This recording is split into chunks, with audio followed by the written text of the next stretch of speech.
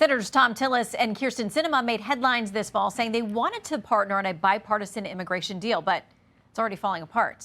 And over on the House side, Republican lawmakers from Texas say they've got their own plan. Joining me here in Washington, one of those Republicans, Congressman Chip Roy. Welcome to Fox News Sunday. Good morning, Shannon, and Merry Christmas. And to you as well. Okay, let's start. You heard your colleague from across the aisle, Congresswoman Escobar there, and she said Republicans parachute in. They have all these negative things to say. She says you're part of the problem by saying the border is open. Yeah, well, first of all, it's hard to say we parachute in. We live there. We live in Texas. The border I represent on its southwest edge is about 100 miles from the border. And if you go talk to the residents along the border, they're happy to see us come down and talk to them because we're actually trying to focus on solving the problem.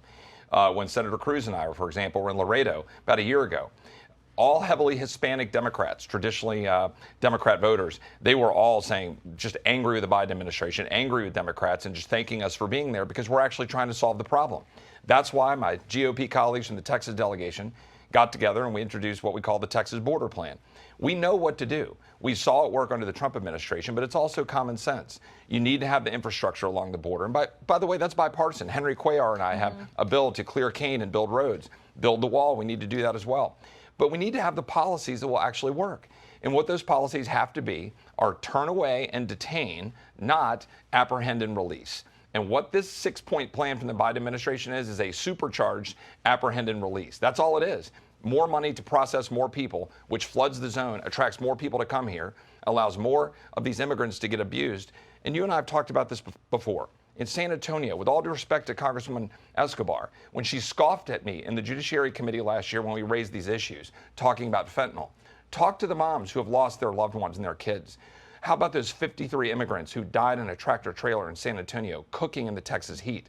It is not compassionate to have open borders, allowing cartels to get enriched and allowing China to exploit our borders and allow fentanyl to pour in. But what about her accusation that by saying the borders are open, you're actually attracting more people here? Republicans are doing that. Well, Biden campaigned on it. There were people showing up to our border wearing Biden T-shirts. Like, there's nothing hidden around the world about what this administration is doing, what Democrats on Capitol Hill are doing to say that our borders are wide open. When you put a big neon sign saying if you come here and claim asylum, or heck, even now, you don't even have to claim asylum. In Eagle Pass, where Bill Malugin was just reporting from, there's a 4-acre facility processing people. They don't even have to claim asylum or get processed for credible fear. They just get processed and released on parole, released on a notice to appear. And everyone knows this. And you know who knows it? The cartels. And they're charging $3,000, $8,000, $10,000 a head to move human beings into our country for profit. And the Biden administration is allowing that to occur. Let's talk about Democrats who say that you're not part of the solution. I know you have your thing that you've offered up, but sure. But let's go here. Okay, so California Governor Gavin Newsom put it this way this week. He said instead of working on real reform, the response from Republicans has been to exploit the situation at our border for political gain. The White House then asked this question: what work have Republican officials done to secure the border besides vote against our record border funding requests and block plans to fix our broken immigration system? You guys know when Republicans were in charge of the White House, the House and the Senate, nothing got fixed. So how do you answer these accusations that you're actually impeding progress? Well, first of all, let's go to the summer of 2018, and there were a couple of competing bills. One bill, what was the Goodlatte 1 bill, it was known around this town, had actually status for DACA recipients, right? Had status for about 1 million plus people, would have secured the border and reformed our immigration system. How many Democrats voted for it? 0. They have no interest in actually working to try to secure the border and do the things necessary to stop the flow. Republicans have been putting plan after plan after plan. So that's why the Texas delegation got together to say, here's what border security would actually look like.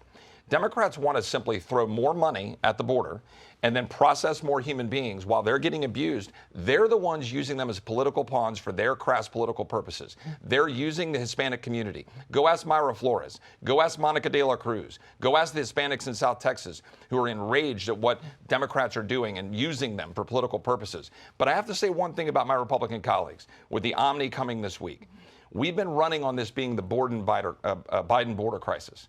This is the McConnell Republican border crisis. If we give them more money this week without demanding that they secure the border and do more bloated spending and giving DHS money with a blank check. To the point on the funding, though they will point to Secretary Austin, Defense Secretary, to say he's asked for a full fiscal year of funding, saying it will hurt our men and women in uniform, their ability to do their jobs, to be safe, to protect us, if we don't give them that funding.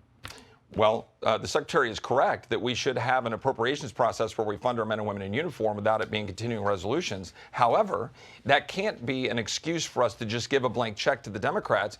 $50 billion, Shannon, additional funding for non-defense discretionary, money that's going to go fund an FBI that labeled parents as domestic terrorists, money to go to a DHS that doesn't secure the homeland and will actually not allow us to have the leverage to force them to secure the border, money that's going to go to all of the woke policies of the Department of Defense.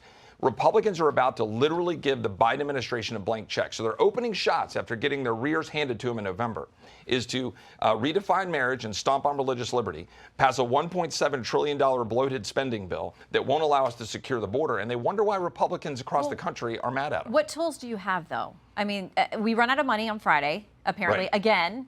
So what tools do you have as a member, still in this lame duck? You're in the minority in the House. Well, while I'm watching Texas get assaulted, I would be using the power of the purse. James Madison wrote in Federalist Paper 58 that it is the most effective tool against the tyranny of an executive branch that's stomping on the people.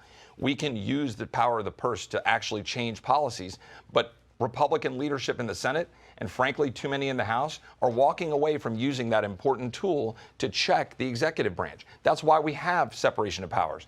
Congress, we have the power of the purse. The House of Representatives, we're the ones who are supposed to set the tone. And clearly, your argument is that if you do another short-term spending bill, Right. when the House flips to Republicans in January, you can set more long-term priorities. But if you don't have the votes to convince your own colleagues in the Senate or in the House to go along with that, are you going to be saddled with something that may not reflect your priorities through September 2023?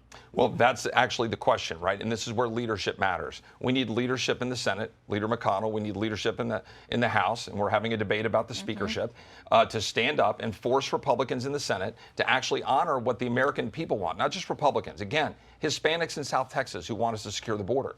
We can't give up our power of the purse to demand that we do that. While Democrats say, whoa, write us another check so we can process more people at the border and empower cartels and empower China. The American people want us to secure the border.